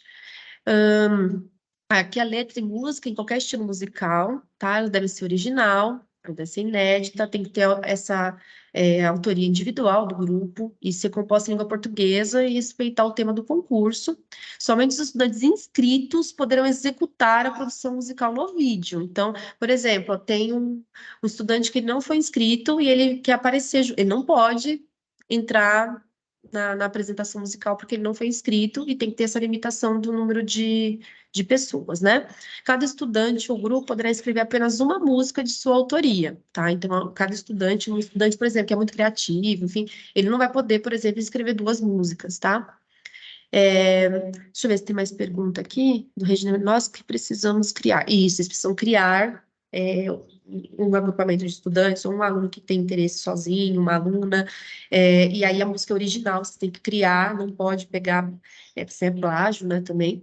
A execução da composição, em qualquer gênero musical, tem uma duração, tá? A gente tem que respeitar essa duração, senão a gente não pode colocar, que é no mínimo 2 minutos e no máximo 3 minutos e 15 segundos, tá? Não pode ser mais do que isso. E pode ser produzido de forma caseira ou profissional. Eu sei que tem escolas que têm estúdio, né? Mas aqueles que não têm, não tem prejuízo de fazer um lugar dentro da escola informal, que não é profissional, né? Mas tem que ter uma qualidade de som, né? Que dê para ouvir, audível, com seu acompanhamento de instrumento musical. Então tem essa opção também. E o vídeo, ele deve atender às regras e políticas de direitos autorais do YouTube. Então tem que tomar muito cuidado, né? Se colocar ali, né, as imagens, tem que tomar muito cuidado, porque se forem imagens, vídeos que têm trechos protegidos por direitos autorais, ele não vai ser aceito, tá? E já até respondendo, eu já vou responder a pergunta aqui do Lucas, da escola Lucas Rochelle, que pergunta quantas músicas podemos enviar, em seguida a gente vai dar essa resposta.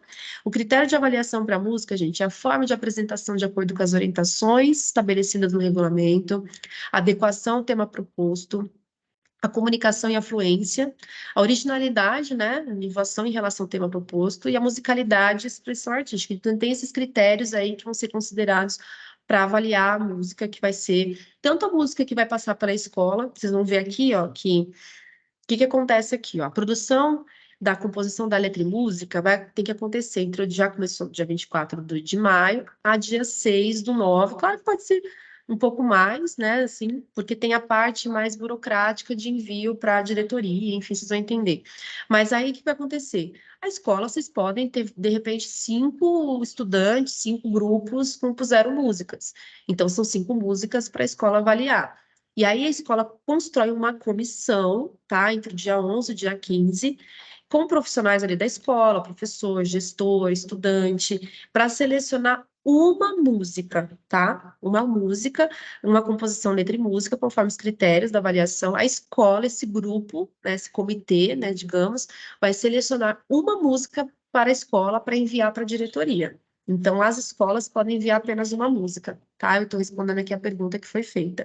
Então, aí a gente da diretoria vai receber as músicas das escolas e nós temos que selecionar 2 músicas para enviar para a SEDUC. Então, assim, a escola envia uma, e aqui também a gente vai criar uma comissão de avaliação aqui dentro da diretoria, para selecionar, a partir de todos os critérios que estão escritos no regulamento, a gente vai enviar para a SEDUC 2 músicas selecionadas das escolas que enviaram. Então, eu tirei a dúvida, né, sobre isso? Espero que sim, gente. São detalhes, né? Aqui, olha, tá pequenininho, mas tem todo o cronograma do concurso na íntegra, desde o lançamento até a cerimônia de premiação. Esse cronograma, perdão, ele está disponível no regulamento, que também está aqui no nosso PowerPoint, que eu vou enviar para vocês, e vocês vão ter. Interessante também, até vou colocar aqui para vocês, nas referências, além do regulamento, né, que está aqui para vocês, vocês podem acessar o link, eu coloquei um livro de um coletivo chamado, o nome do livro é Mulheres com Deficiência, Garantia de Direitos para o Exercício. É um livro que é base do que o Ministério Público está trabalhando na temática sobre capacitismo, sobre violência contra a mulher com deficiência e tudo mais. Se vocês tiverem interesse, acessem esse livro, porque ele vai tratar da questão das mulheres, né, com deficiência em várias temáticas. Direitos reprodutivos, está falando sobre a questão da violência, está falando sobre os direitos, está falando sobre uma série de temas que versam sobre as mulheres com deficiência. Então, se vocês tiverem interesse, assim, eu amei esse livro, ele está comigo, tô bastante assim, é um livro que faz você pensar muito e conhecer um tema que realmente não é um tema que a gente conhece muito, né? Agora eu vi que vocês têm uma ideia muito, muito legal sobre esse tema, mas infelizmente não é uma regra. Percebo que ainda existe um desconhecimento, ou pelo menos não existe uma profundidade, no conhecimento em relação a esse tema. Então, eu acho interessante vocês, acho que é mais um subsídio para que vocês possam fazer as reflexões e, dentro dessas reflexões, que elas possam gerar uma música, né, que ela seja expressa, essas reflexões de vocês, em uma música aí que leve todos nós a pensarmos sobre esse tema, tá? E outra coisa, o Ministério Público, como eles estão encampando esse concurso, um concurso deles, né, com parceria, como eu já falei com a Seduc, eu já estou até avisando, né, que eles selecionam uma escola, assim, o critério, pessoal, são múltiplos, porque eles são poucos promotores, não tem tantas pessoas para poder visitar todas as escolas do estado, porque esse concurso é em todo o estado de São Paulo, então as diretorias, né, selecionam ali, indicam algumas escolas que vão receber a visita de um promotor do Ministério Público. Aqui na diretoria surpresa a gente já enviou uma sugestão, a gente está definindo ali certinho, já temos a escola que a gente vai fazer isso, mas aí depois a gente pode até compartilhar com vocês, porque a ideia deles é fazer o que a gente está fazendo hoje, levar esse debate para a escola, né, naquela escola específica, para movimentar e para engajar os estudantes na discussão, da escola como um todo nessa discussão, para também, claro, participar do concurso e poder expressar essa reflexão através dessa produção musical. Então, vocês percebem que é um concurso, assim, que tem bastante força, tem um trabalho bem estruturado por parte do Ministério Público e que são temas que realmente a gente precisa construir esses diálogos, tá? Eu acho que, assim, nossa conversa, eu acho que a gente programou, né, do até estourando meio-dia, mas a gente pode também encerrar sem nenhum prejuízo para vocês. Eu gostaria de ouvi-los, eu gostaria que vocês, se quiser abrir aqui o microfone, ou para tirar alguma dúvida que ficou em relação não só ao tema, mas de repente a questão do concurso. Se eu puder responder por hora, porque o regulamento, gente, tem 8 páginas, eu já li várias vezes, mas a gente tem alguns detalhes que podem ficar um pouco perdidos, mas eu me comprometo, se eu não responder agora, eu vou responder no momento oportuno, né? O Eduardo, ele me coloca em comunicação com vocês.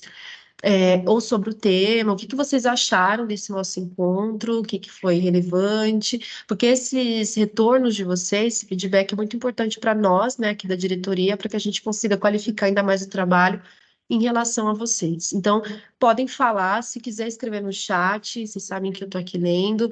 Quem quiser falar e tiver o microfone habilitado para falar, o Eduardo libera aqui para vocês conversarem comigo, mas eu gostaria de ouvir vocês nesses momentos finais aqui, e o que que vocês pretendem fazer, se você já tem alguma ideia de como levar essa discussão para a escola nesse período, lembrando que a música da escola selecionada tem que vir para a gente na diretoria, com toda uma documentação também, que está no regulamento, que a gente vai mandar para vocês, para ser preenchido, para ser enviado para nós, mas assim, são coisas que não são tão trabalhosas assim, e a equipe escolar está ali para auxiliar vocês, tá? Para pedir a palavra, levante a mão. Isso, o Eduardo colocou aqui para vocês que para pedir a palavra, levante a mão e abra o microfone.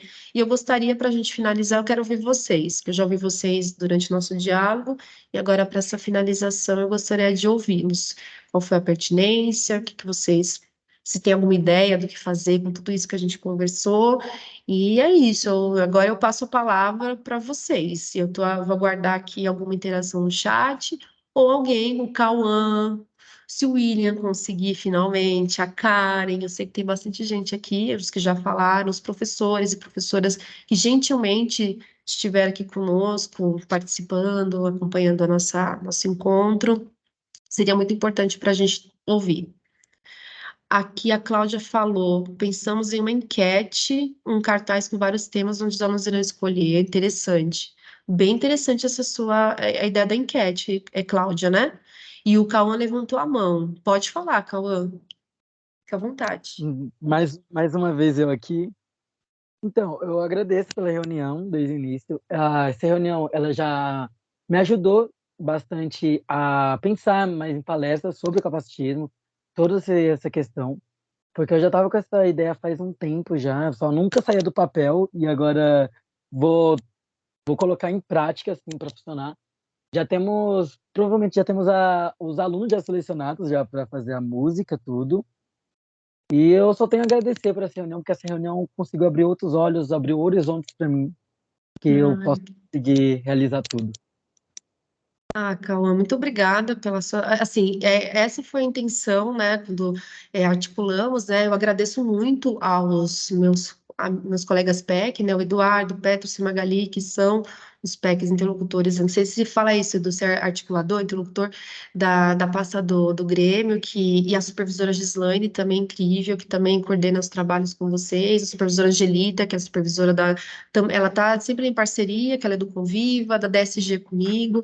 Eu agradeço demais a oportunidade de poder ter esse espaço de diálogo que foi aberto, né? A minha SEC também, a diretora aqui do Núcleo Luciene, e a dirigente, né? A professora Eunice, que também é uma pessoa que é engajada, que apoia esse trabalho. Então, eu agradeço a todas essas pessoas que oportunizaram esse momento para a gente poder conversar. E um tema que vocês entendem como é importante, que bom, Cauã, que pode te dar um subsídio maior para que você trate um tema que já estava no seu radar de ser feito. Então, eu que sou grata à sua participação, você é uma pessoa muito articulada, eu vejo que você tem essa empolgação, e eu acho que isso contamina, né, vamos dizer, de uma forma positiva, aos seus pares, né? Então, eu que agradeço, eu acho que essa era a nossa intenção quando a gente propôs esse encontro, para que a gente pudesse, porque é um tema, pessoal, que não é um tema tão simples, e a gente entendeu que era importante que a gente pudesse criar um momento de diálogo para conseguir levar um debate que ampliasse a compreensão e a importância do tema, né? Então, Cauã, eu que agradeço, e eu estou super ansiosa para ver a música que vocês vão fazer. Eu que vou ser uma das pessoas que vai ficar aqui na comissão, né? Que eu sou a pessoa ponto focal, por conta da minha demanda com a pasta de diversidade sexual e de gênero, e vai ser um prazer imenso ver o que vocês vão fazer. E aqui, Anderson colocou aqui: iremos palestrar sobre mais assuntos que busquem conscientizar a todos os alunos do Levi sobre a reunião. Adorei e quero ter mais participação. Ai, que bom! E assim, cada vez que olha, Eduardo, se você quiser falar alguma coisa, você fique à vontade. Eu já me coloquei e me coloco sempre à disposição. Eduardo é um parceirão, assim como a Magali. Carlos, né? Assim como a Magali e o Peterson são parceiros, e a supervisora Gislaine, né? Eu estou sempre à disposição aqui para poder dialogar e levar temas que conversem com as demandas de vocês, e que possam dar subsídio para o trabalho de vocês na escola, porque eu sei que tem determinados temas que são complexos e que a gente precisa, sim, de muito, tem que ser bem conceituado, a gente precisa ser nesse sentido, a gente tem que ser pesquisador, tem que ler bastante, se apropriar, para levar um debate realmente assim de qualidade, que leve as pessoas para uma reflexão. Então, o que eu puder fazer para ajudá-los, eu estou sempre à disposição de vocês, e o Edu sabe, eu sou super acessível, sou empolgada. O Edu tá sem áudio, que pena. Aí o Edu falou aqui que mais em breve anunciaremos as etapas do show de talentos. Lembrando, como eu falei, o Edu vai anunciar as etapas, né? E o Eduardo, esse show de talentos vai ser um espaço para as músicas de vocês serem apresentadas, tá? Sami falou aqui. Peraí, Rosana falou: pensa na possibilidade de fazer mais palestras via Teams para todos. Foi muito bom. Ai, obrigada. Regina, obrigada pela orientação. A Sami falou: agradecemos por essa reunião, realmente muito esclarecedora. Iremos trabalhar muito em cima desses assuntos. Sami, Gustavo, representantes da escola José e Fim, ai que lindos, obrigada. Paulino, foi de grande valia esse momento, justamente para abrir espaço de reflexão. Agradecemos muito. Obrigada, Kirani. Eu que agradeço, gente. Mais uma vez, eu sou muito grata, e eu estou à disposição, como eu já disse. Eu acho, Eduardo, que dá para a gente, então, concluir aqui o nosso encontro. Maria Luísa, ideia maravilhosa, tema importantíssimo para todos nós. Então, Vila Lobos agradeceu. Então, assim, os que forem agradecendo depois, eu olho depois no Teams. Mas eu gosto muito do feedback de vocês para entender se eu fui para o caminho certo nesse debate, para que a gente possa qualificar esse trabalho dentro da escola, muito além do concurso, mas neste momento focado nesse concurso Vozes pela Igualdade de Gênero, que é uma oportunidade real de vocês expressarem a voz de vocês, fazendo a gente pensar. Porque eu sou professora de humanas e a gente adora fazer as pessoas pensarem, né? A gente pensa bastante, e que esse pensamento ele possa se tornar uma prática, né? Não ficar só aqui no campo das ideias, que é muito importante, mas que a gente possa colocar realmente essas ideias na prática. E eu agradeço aqui. E eu me despeço de vocês. Até a próxima. O Eduardo colocou aqui para gravar. Está gravando, né? Quem quiser rever, compartilhar com colegas que não tiveram oportunidade de estarem aqui, está à disposição para ajudá-los nesta reflexão. Peço desculpas se qualquer probleminha técnico, mas realmente eu estou bastante agradecida e me sinto lisonjeada por ter tido a oportunidade de estar aqui com vocês essa manhã. Muito obrigada. Até a próxima.